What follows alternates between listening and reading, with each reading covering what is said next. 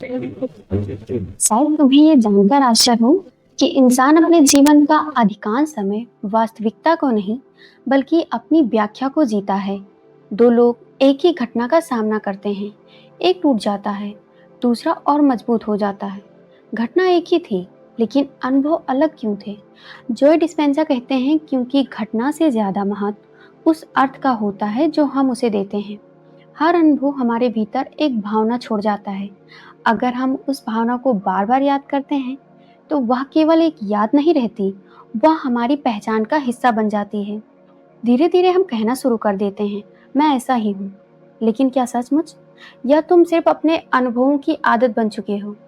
यही वह जगह है जहाँ ज्यादातर लोग रुक जाते हैं। वे सोचते हैं कि उनका स्वभाव हमेशा से ऐसा था, जबकि जॉय डिस्पेंजा कहते हैं कई बार हमारा स्वभाव नहीं बदलता, हमारी आदतें हमारी पहचान बन जाती हैं। कल्पना करो कि एक अभिनेता कई वर्षों तक एक ही किरदार निभाता रहे, हर दिन वही कपड़े, वही संवाद, वही भावनाएं। एक दिन अगर उससे पूछा जाए कि वह वास्तव में कौन है, तो शायद उसे कुछ पल रुककर सोचना पड़े। जॉय डिस्पेंजा कहते हैं कि हम भी कुछ ऐसा ही कर रहे हैं। हम अपने अतीत का किरदार निभाते निभाते ये भूल गए हैं कि हमारे भीतर एक ऐसा हिस्सा भी है जो इन सब के पीछे शांत बैठा है। इसलिए वे कहते हैं कि ध्यान का उद्देश्य किसी शक्ति को बुलाना नहीं, बल्कि उस शोर को कम करना है जो हमें हर समय हमारी पुरानी कहानी सुनाता रहता है। जब मन शांत होने लगता है तो शुरुआत भी अजीब लगती है, क्योंकि वर्षों से जो आवाजें हमारे भीतर चल रही थी वे अचानक कम होने लगती हैं।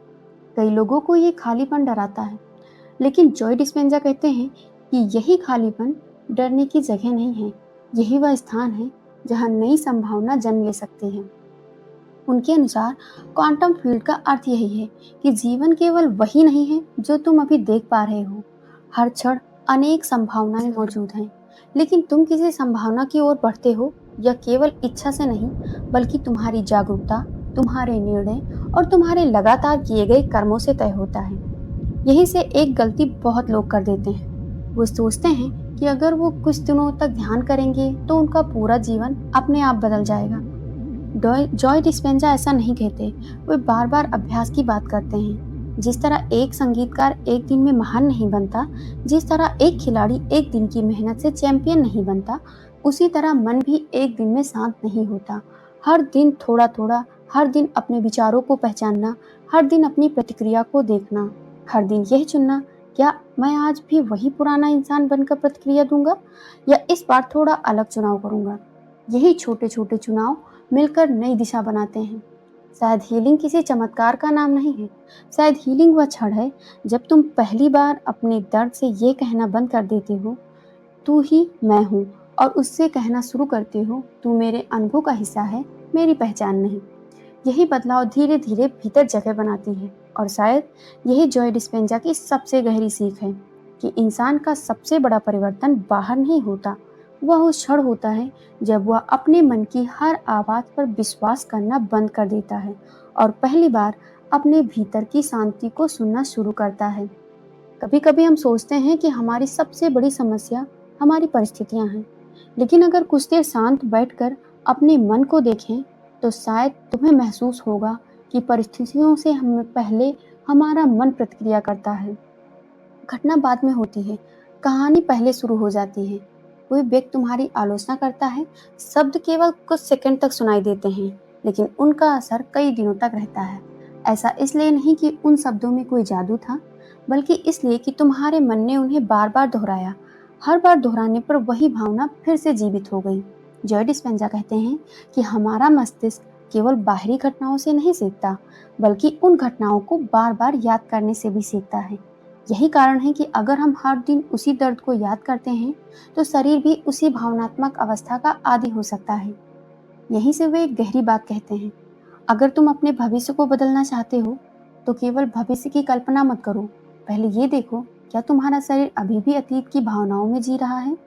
क्योंकि मन कह सकता है मैं आगे बढ़ना चाहता हूँ, लेकिन अगर भीतर अभी भी डर, अपराध बोध, गुस्सा और निराशा जमी हुई है तो शरीर उसी पुराने अनुभव को सच मानता रहेगा। इसलिए वे ध्यान में केवल आराम नहीं, बल्कि जागरूक उपस्थिति की बात करते हैं। उनके अनुसार जब तुम बिना भागे अपने विचारों को देखते हो तो धीरे धीरे तुम्हारे और तुम्हारे विचारों के बीच एक दूरी बनने लगती है। वही दूरी स्वतंत्रता की शुरुआत हो सकती है।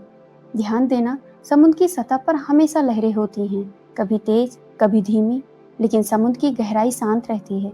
जॉय डिस्पेंजा कहते हैं कि मन भी कुछ ऐसा ही है। ऊपर विचारों का शोर है, नीचे एक गहरी शांति है। ज्यादातर लोग पूरी जिंदगी केवल लहरों से लड़ते रहते हैं। बहुत कम लोग समुद्र की गहराई तक उतरते हैं। शायद इसी कारण वो बार बार कहते हैं कि हीलिंग बाहर से नहीं मिलती, वह भीतर खोजी जाती है। लेकिन इसका अर्थ यह नहीं कि जीवन में संघर्ष समाप्त हो जाए। इसका अर्थ केवल इतना है कि संघर्षों को देखने वाला तुम्हारा नजरिया बदल सकता है। जब नजरिया बदलता है तो वही जीवन अलग महसूस होने लगता है। और शायद क्वांटम हीलिंग का सबसे बड़ा रहस्य कोई रहस्यमय शक्ति नहीं है, बल्कि यह साहस है कि तुम हर दिन अपने पुराने मैं को थोड़ा थोड़ा छोड़ सको और उस इंसान के लिए जगह बना सको जो अभी केवल एक संभावना है।